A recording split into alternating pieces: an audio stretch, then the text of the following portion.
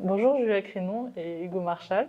Vous êtes tous les deux aujourd'hui à la plateforme de Dunkerque pour le montage de votre exposition L'Amicale des anarchistes anxieux qui va commencer ce 3 septembre. Est-ce que vous pouvez, pour commencer, présenter votre pratique plastique et le cadre dans lequel elle s'illustre?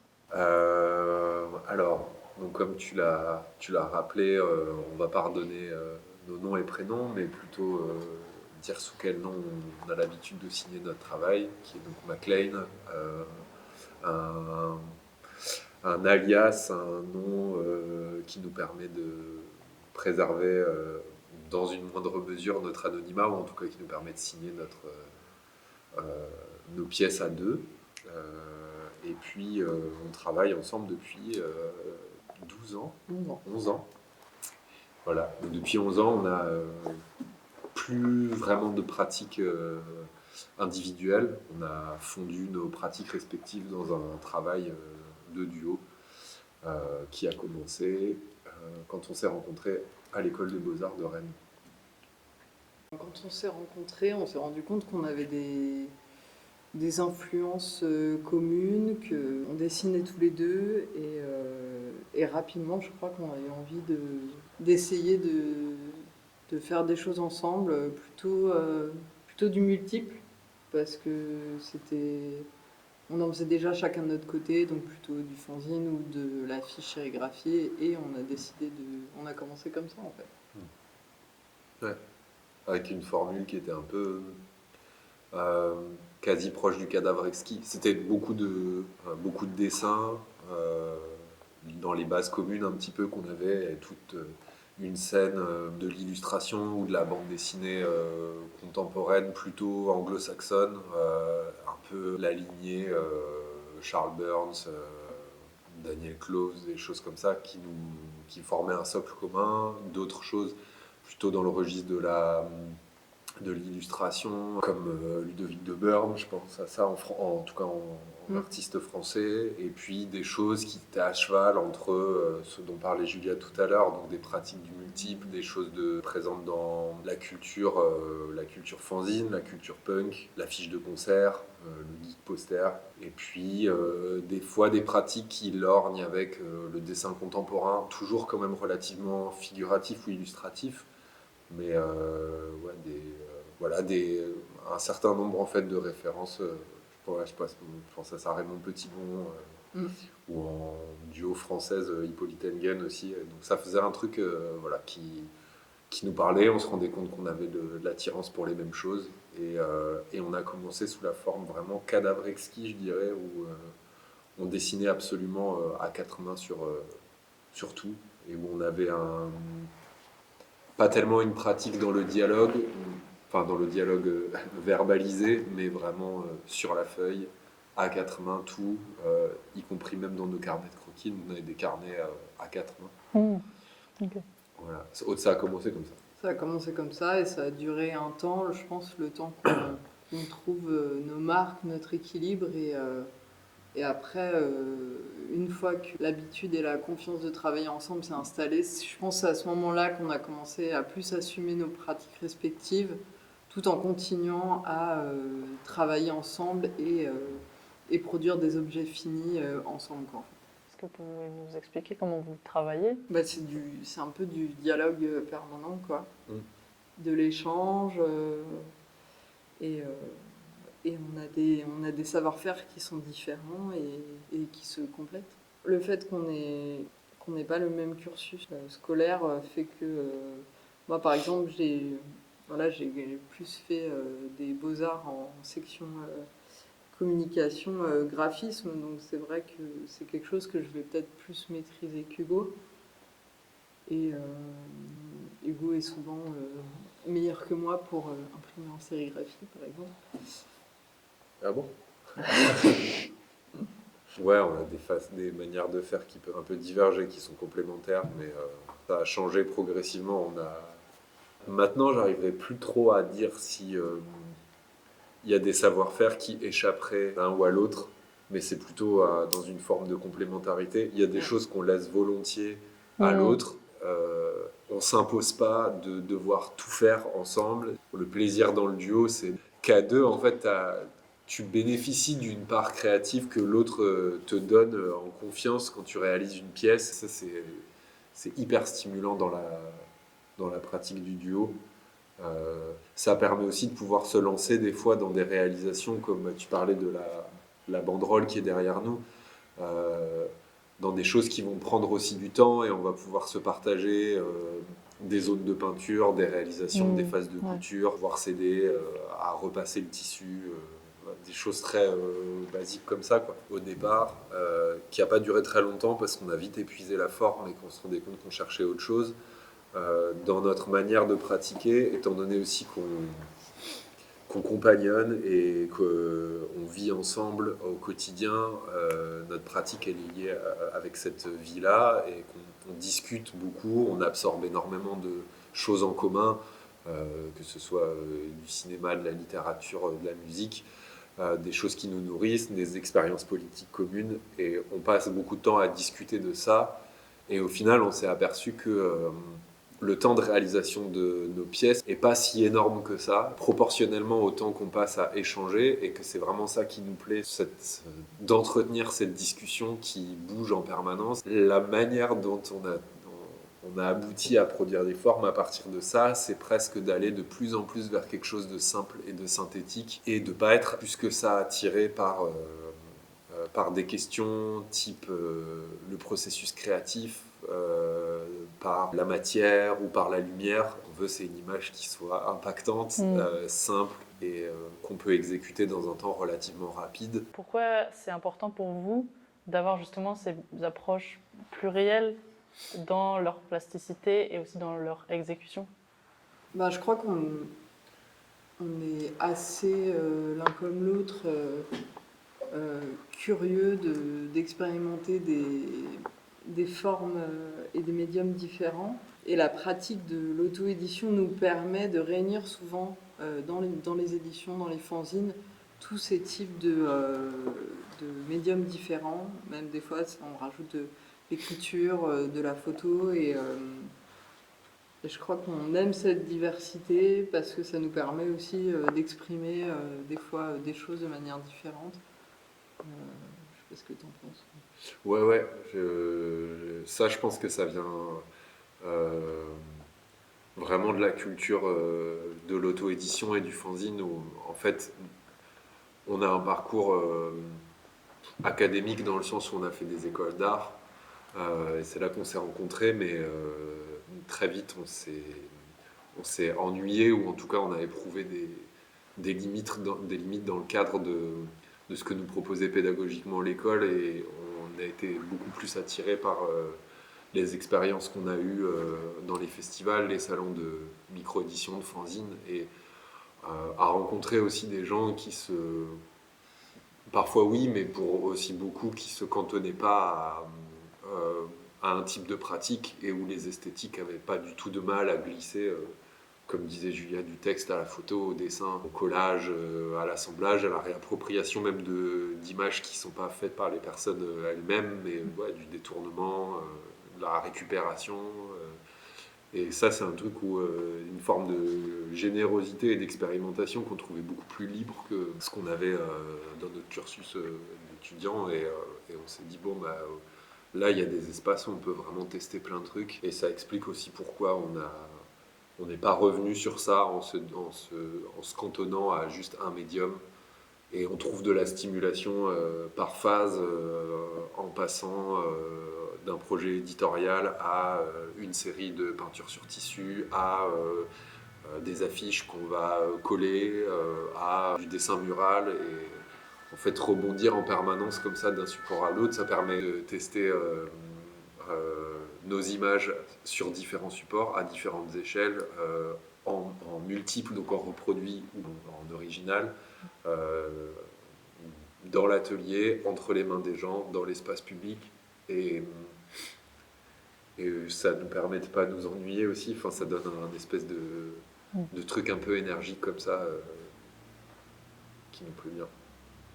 On produit des formes qui intègrent en fait un usage qui dépasse, comme tu dis, le statut d'œuvre, mais qui revendique quand même d'avoir une fin, de porter en tout cas une part d'esthétisme ou de geste artistique, même s'il est très maîtrisé. Il y a des formes qu'on produit qui sont des œuvres utiles, des œuvres à un but précis, de rejoindre des cortèges de manifestations, d'être porté dans l'espace public, d'être suspendu à des façades de bâtiments, que ce soit des bâches, que ce soit des banderoles, que ce soit des drapeaux.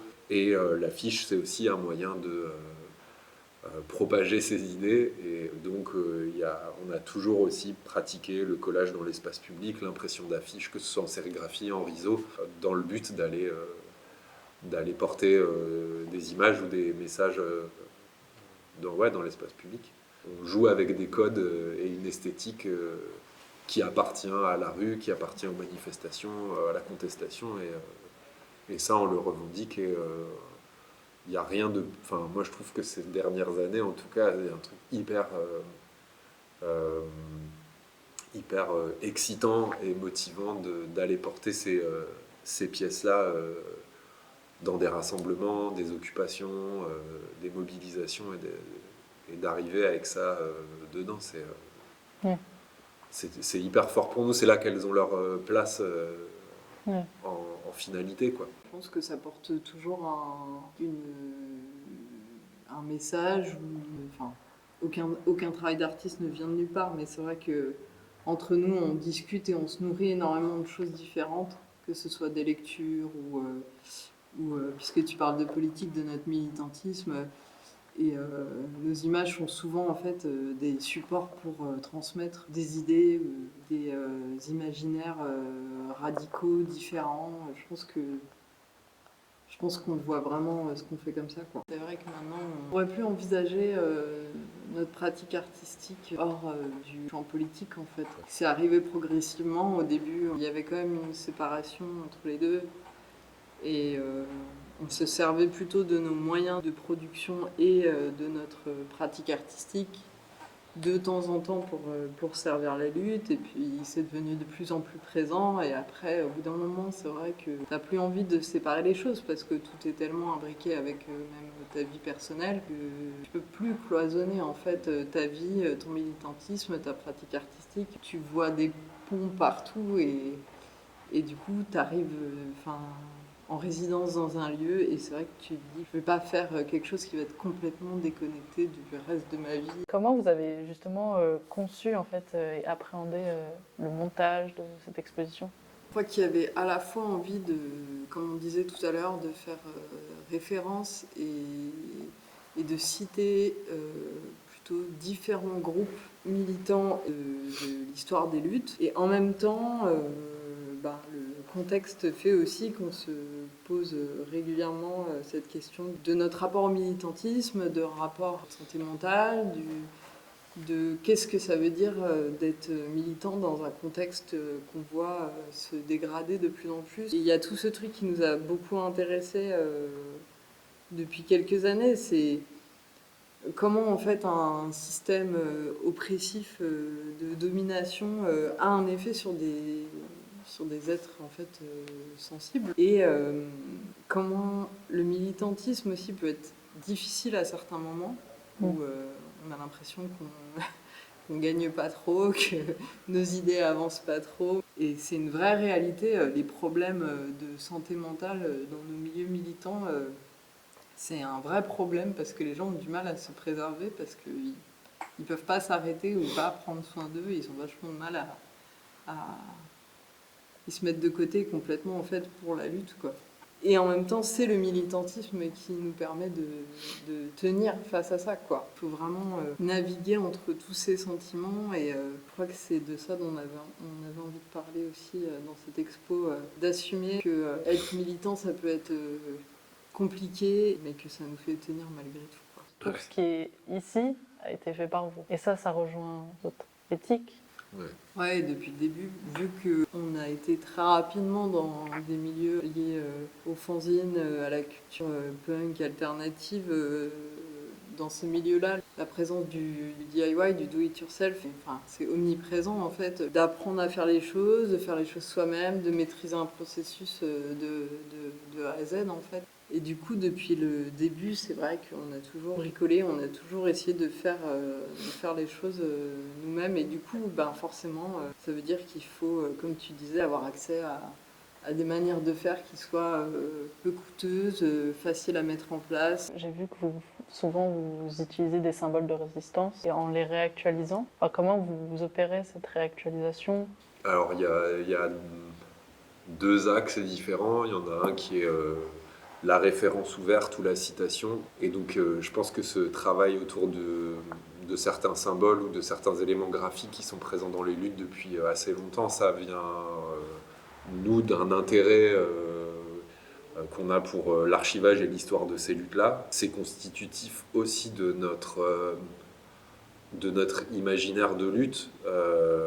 Ça fait partie comme ça, d'un paysage où ces formes, elles portent des messages, elles portent des idées. Nous, on les a toujours un petit peu en tête quand on fait des œuvres, parce que c'est aussi des éléments qu'on a vus dans l'espace public. Et je dirais aussi que l'autre pan, c'est aussi qu'on a envie de revendiquer ou de dire les choses clairement, et que on considère au stade où on en est arrivé maintenant qu'on a une responsabilité, et l'usage de ces symboles, ça nous reconnecte à ça, et ça fait rentrer aussi ces idées ouais, dans d'autres milieux.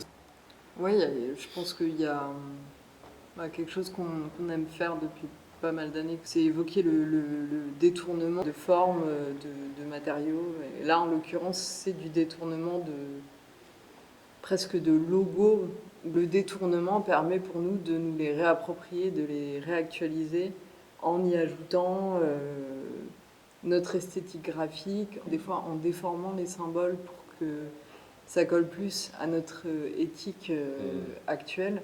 Quelque chose qui revient beaucoup, c'est toute l'imagerie des ronces et des plantes. Qu'est-ce qui vous intéresse dans cette ambiance-là? Ces formes-là, elles sont énormément présentes dans notre travail, et presque depuis le début. C'est de ramener en fait la présence du vivant dans notre travail, et politiquement, ça fait référence à une certaine écologie pour nous, plutôt sociale, radicale. Pour nous, ramener le vivant dans notre travail, c'est aussi évoquer le fait de notre interdépendance en fait au vivant. C'est vraiment notre vision de l'écologie. Ça convoque aussi cette chose-là, c'est d'avoir une écologie qui critique justement la mainmise de l'humain sur le reste du vivant, et le fait d'avoir des plantes ou du mycélium, ça permet d'évoquer des imaginaires, de provoquer des imaginaires chez nous. Le mycélium, par exemple, c'est clairement le réseau souterrain, tout est interconnecté avec les racines des arbres et tout, donc ça fait des images hyper belles, des métaphores vraiment chouettes. La ronce, c'est la plante sauvage par excellence qui résiste à l'uniformisation, qui se défend avec ses épines, avec ses piquants, mais qui est quand même porteuse de fruits. J'ai remarqué que c'était presque, enfin souvent, des personnages androgynes ou souvent assez anonymes. Quel sens ça a pour vous justement de représenter les personnages comme ça? Déjà le fait que la plupart des personnages, comme tu dis, ne soient pas forcément identifiables en termes de genre, c'est une volonté aussi politique. De par notre éthique, en fait, on s'oppose à la hiérarchie entre les genres, à la binarité imposée, et du coup on a envie que nos personnages ne soient pas spécifiquement genrés, ce qui permet aussi à n'importe qui de pouvoir s'identifier à eux. Pour l'anonymat, je dirais que... Ça fait écho à l'action politique aussi. Ouais. Et c'est Le groupe, la chaîne. ouais, c'est présent encore une fois à moindre échelle, mais dans notre duo. Au début, en tout cas, c'était quelque chose qui nous questionnait vraiment et qu'on avait envie, en signant avec un nom d'emprunt et pas nos noms respectifs, McLean, qu'on sache pas combien de personnes il y a derrière, qui c'est exactement. Ça peut être 10 personnes, ça peut être une personne. Ça nous plaisait. Cette forme d'anonymat-là, elle était intéressante. Et puis, il y avait un certain nombre aussi d'artistes qu'on appréciait, qui prenaient un malin plaisir à signer, soit avec un nom d'emprunt, soit avec des alias, quoi. Et puis oui, il y a toute cette question de l'anonymat dans le militantisme qui est convoquée quand on fait ça, quoi. Et pourquoi McLean? C'est un personnage de fiction, Ok. de cinéma d'action des années 90. C'est notre, Parce que ça, c'est C'est notre éloigné génération. Hein enfin, de votre univers.